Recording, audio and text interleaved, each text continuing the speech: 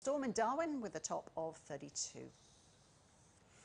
That's ABC News for now. There's more on the ABC News app and on ABC iView. I'm Ros Childs. Thanks for your company.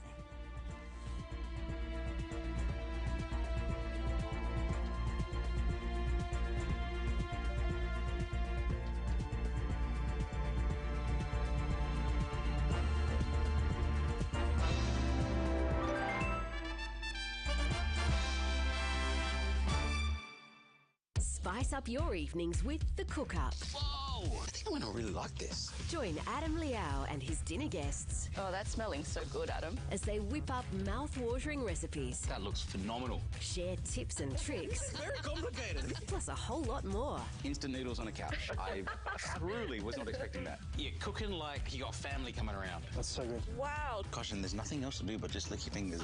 The Cook-Up with Adam Liao. Next on ABC Australia.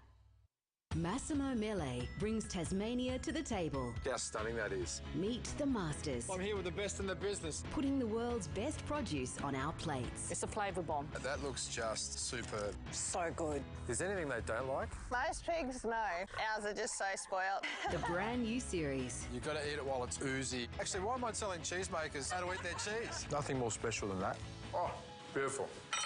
The Chef's Garden, Sundays on ABC Australia.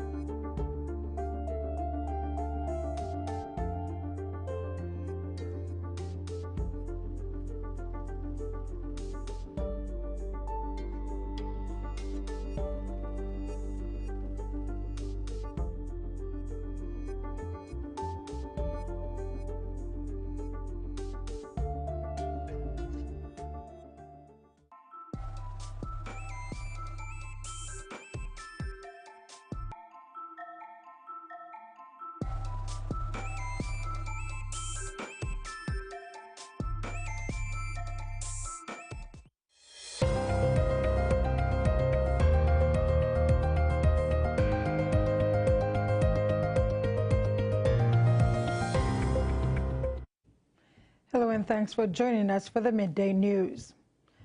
Octady Mining Limited has rediscovered the Pasca's blue eye, a rare fish last seen in 1983 during its 2024 Fish Diversity Survey in the Fly River system. Found in the Elevala River sub-catchment near Kiunga, this colorful 3-centimeter long species thrives in undisturbed habitats. The survey recorded 102 fish species, including rare catfish, gobies, and rainbow fish, highlighting improved ecological health. The OTML credits its environmental programs for aiding habitat restoration and its ongoing efforts to ensure regional biodiversity preservation. The next survey phase begins in 2025.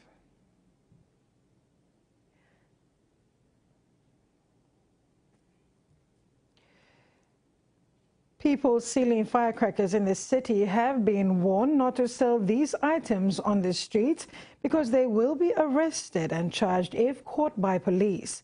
ACP NCD Central Benjamin Turi issued this warning following the arrest of a 38-year-old man on Tuesday, December 3rd at Waikele Market in Gerehu.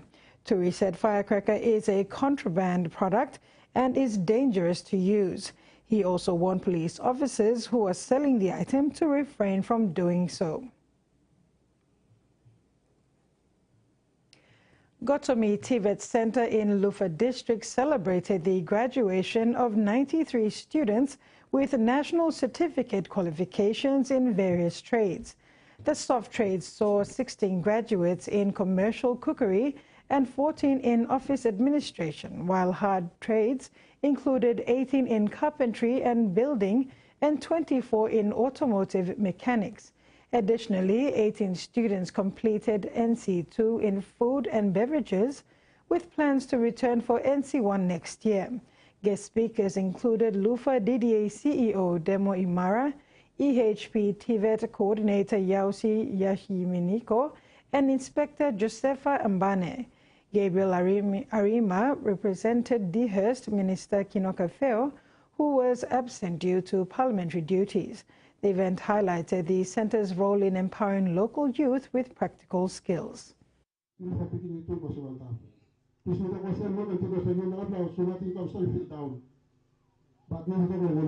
so time you work strong, you work good. Now you help me with plan. One the best me. Maki boss for your minister, one the DJ plan, me wish you give me kata. Merry Christmas. Now 2025. A Perth grandmother has been sentenced to 6 years in a Japanese prison after she was convicted of importing 2 kilograms of methamphetamine. Donna Nelson has long argued she's the innocent victim of a love scam. But the Chiba District Court found she must have had doubts that what she was doing was illegal. It was a devastating outcome for the family who fought for their mum's freedom. You just have to look at how she looks now compared to how she looked when she arrived here. It's taken its toll on her. I worry about how she would handle another 6 years. Donna Nelson claimed she was duped into carrying a suitcase from Laos to Japan, believing her online boyfriend needed it as a sample for his fashion business. Hidden under a false bottom was 2 kilograms of methamphetamine. But the Chiba District Court found Ms Nelson overlooked too many red flags. Why didn't her boyfriend organise his associate in Laos to deliver the suitcase himself, the judge noted. Why did she tell him a month before the flight she did not want to collect his baggage? The strangeness of the request was not resolved, and the doubt something illegal could be inside the suitcase was not resolved, he said. Prosecutors wanted Ms Nelson to serve 10 years, but the judge dropped it to 6, acknowledging she was also a victim. The defendant committed the crime because she was deceived by Kelly and she had hopes of marriage, he said. He added a jail term was necessary. The court should be clear to show the crime was not financially worthwhile. Donna Nelson was crying throughout her sentencing, her head placed on the desk in front of her. As she was led away back to Chiba prison, still in shock, she could only ask about her grandchildren. A reunion her family are now determined to make happen as soon as possible. I just said to her, it's okay, you're going to come home soon. The family's lawyers will appeal the decision. Of course she's devastated, but I think she's a strong woman, so we'll discuss and prepare for the next fight. As the Australian government continues to provide support. Today is obviously a very difficult day for the family and our sympathy is with them. The judge took 430 days off the sentence for time already served, meaning Ms Nelson has 4 years and 10 months remaining. After significant backlash, the Commonwealth Bank has decided to pause changes it announced only yesterday that would see some customers hit with a cash withdrawal fee. The bank admits it communicated the decision poorly and has now given itself 6 months to explain itself to affected customers before it imposes any changes. A loud reaction to a quiet decision. Don't they make enough money now? What do they have to rob us for? Why should I have to pay $3 to make a withdrawal on my own money? It's ridiculous. It's absolutely disgusting. Yesterday, the Commonwealth Bank announced some customers would start paying a $3 fee to withdraw their cash from branches and post offices, generating anger online before politicians joined in. Now, the Commonwealth Bank is in damage control. Clearly, we've done a poor job of communicating aspects of this change for our customers. We're going to pause the changes that we announced and we're going to spend the next 6 months individually engaging with each of those customers.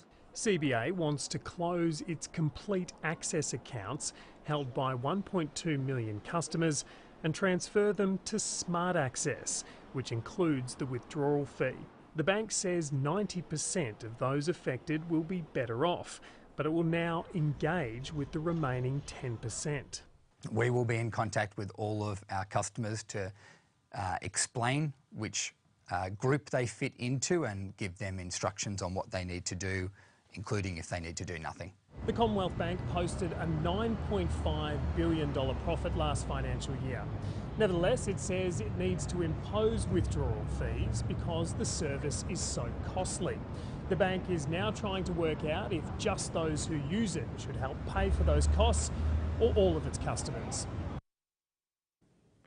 The Papua New Guinea Olympic Committee and IBS University have awarded 5 scholarships to participants of the 2024 Trukai Fun Run. Winners include Rikila Wura, Evelyn Gumabugo, Veve John and Essie Vatom from Port Moresby, and Delilah Dilindiwi from Ley. The scholarships cover 6-month certificate courses in accounting, business, IT and HR management at IBSU. PNGOC Secretary General Desmond Kaviagu and IBSU Vice Chancellor Professor Ramachandran Arunachalam highlighted the partnership's focus on education, sports and youth development. 5 additional participants were awarded Lucky Door prizes sponsored by Theodis and Trukai Industries. The event continues to support Team PNG and promote health, education and athletic pursuits nationwide. This year's Paris Olympic Games saw the worst performance from Australia's rowing team.